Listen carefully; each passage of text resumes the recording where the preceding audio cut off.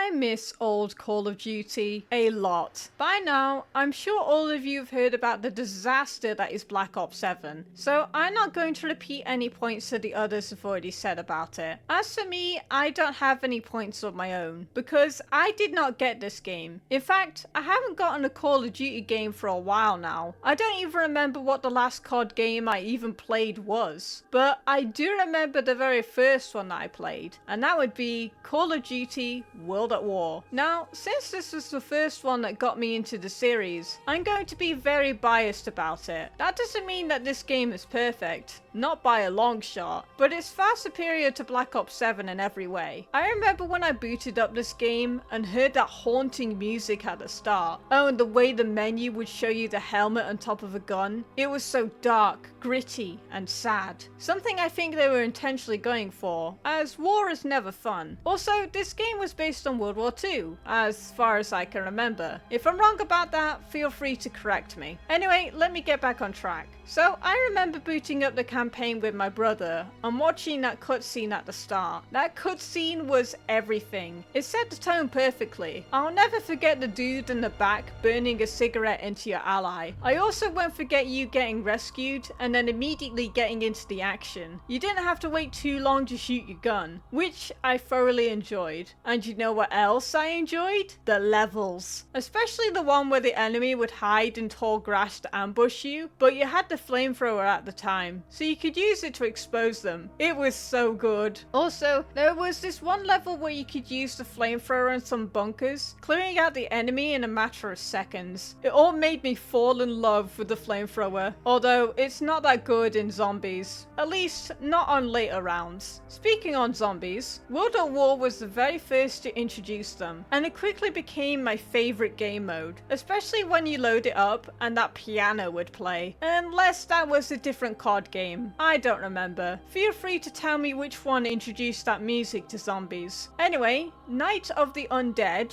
or Nacht der Untoten, as you know it, is a great starting map. It teaches you the mechanics of zombies perfectly. Zombies will appear from the fog, slowly approaching the barriers, but they would get faster each round. It's your job to prevent them from getting in and repair the barriers whenever you can, getting points that you can use on various things, such as opening new doors, buying guns from the walls, or using the mystery box. I believe Night of the Undead is the only map where the box won't move around. Of course, feel free to correct me on that. Anyway, the box is a great way to get weapons that you can't find anywhere else, including the ray gun, the first wonder weapon you get. And oh man, what a mess it was to control that thing. If you shot too close to yourself, you would take splash damage, which was really annoying to deal with, but it did make sense back then. It was also a great way to teach you not to get too reckless with it, since, you know, perks, like Juggernaut, did not exist in that map,